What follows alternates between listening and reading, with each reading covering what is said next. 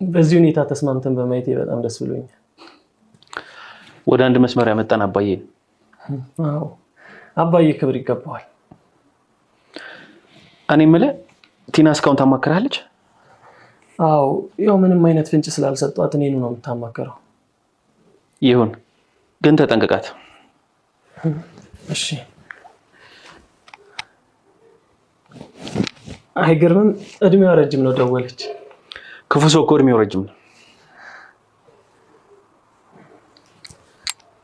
ሄሎ ዳኒ፣ ያንን ከይስ ልጨርሰው አስቤያለሁ። አሁን ላገኝ እፈልጋለሁ። አባዬ ነገሩ ምንም እያማረኝ አይደለም። ድጋሚ ሌላ ሰው ልታጠፋ አስባለች መሰለኝ። ልታጠፋ? አዎ ከዳኒ ጋር በስልክ ስታወራ ሰምቻለሁ። ማንን ነው የምታጠፋው? እሱን ዳኒን ሳገኘው እነግርሃለሁ። ካሌብ ምን ሆነሃል? ሰሞኑን በሀሳብ ጭልጥ እያልክ ነው። ትሁት እቺ ሴጣን ጭንቅላቴን ተቆጣጥሯለች። አትፍቀድላት። ካሜራ አስወጣና ጣላት። እንዴ በሸሽዋት ቁጥር እኮ እየተከተለች ቤት በኩል አድርጌ። እሷ የህይወት መሽገር መሆኗ ይቀጥላል። ትዕግስቴ ተሟጦ አልቋል። አዋርጂ ላስወጣት ወይስ ልገላግላት የሚለው ሀሳብ ነው ጭንቅላቴ ውስጥ ያለው። የሰው ሰው ገለህ ራስን መቀመቅ የምትከትሰው እንዳልሆን ካውቃለሁ። እንዴ ደግሞ ስለማን ብለህ ነው? እና ታዲያ ቤቴን አለቅም ብላ ሙጥኝ ስትል ምንድን ነው አማራጩ? አወርደህም ደግሞ ላስወጣት ብትል እሷ እኮ ቅሌት ብርቁ አይደለም። አትወጣም። እኔ እንጃ ትዕግስቴን የጨረስኩን ቃል። ካሌብ ሁሉንም ነገር ንቀተውና ጨዋታ እንፍጠርላት። እንዴት? እሷኛ ላይ እንደምትጫወት አይደል እንደሚሰማት፣ እኛም በተራችን እሷ ላይ እንጫወት። በአባቴ ሞት ያሟረተችበት ሳያንሳት ደግሞ እኔ ልደረብ? ቴና ለዳኒ ደውላ ያን ከይሲ መጨረስ አለብኝ በፍጥነት እፈልጋለሁ የሚለው ቃል ዳኒ ለካሌብ ለወድ አድርጎ አሰብቶ ስለነበረ ካሌብም ሽጉጥ አቀባብሎ ነበር የጠበቃት። አናቷ ላይ ደግኖ እያስጨነቃት ነበር ትዕግስቱ ስለተፈታተነችው። በመጀመሪያም አባቱ ሞቷል፣ አሁን ደግሞ ልጁን ጨርሼ ንብረቱ በጠቅላላ ለኔ ይሆናል፣ እንደፈለግኩ እኖራለሁ። ሰላም ጤና ይስጥልኝ ውድና የተከበራችሁ በመላው ዓለም ያላችሁ በኢንተርኔት እግዚአብሔር ይመስገን ደህና ነኝ። የግፈኛ ሚስትና የሰራተኛ ፍጥጫ ወይ ደግሞ ትሁት ድራማ ክፍል 43 ቀጣይ ክፍል አብረን እናያለን። ዳኒም ከካሌብ ጋር ይቅርታ ስለተደራረጉ እንደ በፊቱ በድብቆች ማጉራቱን ትቶ እንደውም ጤና ስደውል ላውድ አድርጎ ነበር ለካሌብ ያሰማው። ካሌብም የሰማው ያን ከይሲ መጨረስ አለብኝ የሚለውን ቃል ነበር።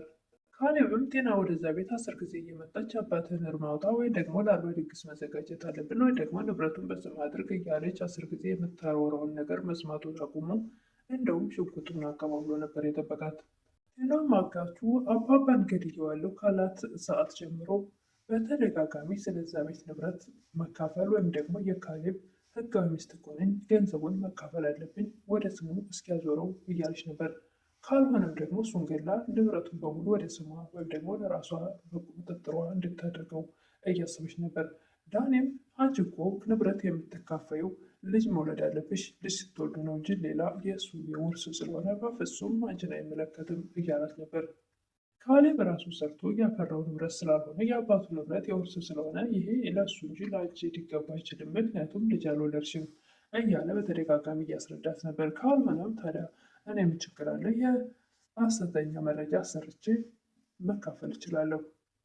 ዳኒ ካሌብን እባክህ ብዙ አስቀይሜያለሁ፣ ይቅርታ ልታደርግልኝ እፈልጋለሁ ያለው ነበር።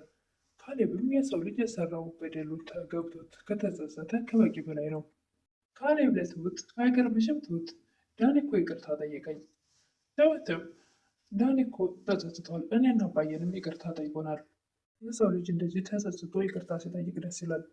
ጤና ናት እንጂ ሁል ጊዜም እየባሰባት ወደኋላ የምትሄደው እያለች ነበር ትሁት።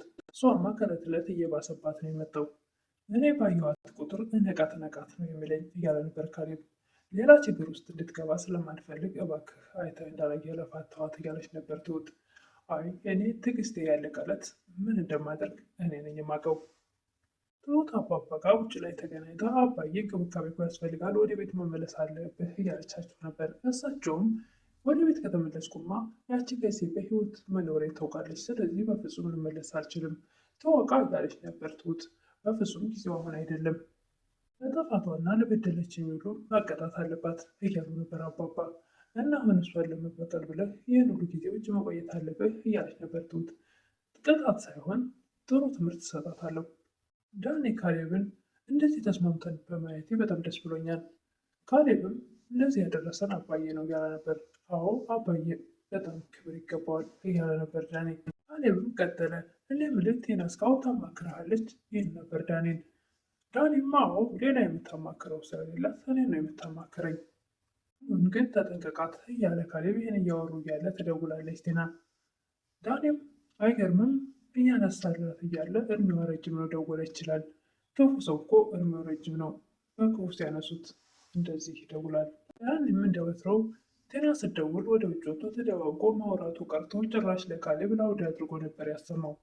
እኔ ምልክ ያን ከሲ ሊገለው ፈልጋለሁ የሚለውን ቃል ሲሰማ ካሌብ እጅግ በጣም ነበር የደነገጠው። እሱም ወደ አሁኑ ተነስቶ ወደ ቴና ጋር ሄዳል። እኔ ምልክ ካሌብን ለመግደል እፈልጋለሁ እያለችው ነበር ቴና። ምን ማለትሽ ነው? ይህ ደግሞ የትኛው የብደት ሀሳብ ነው እያላት ነበር።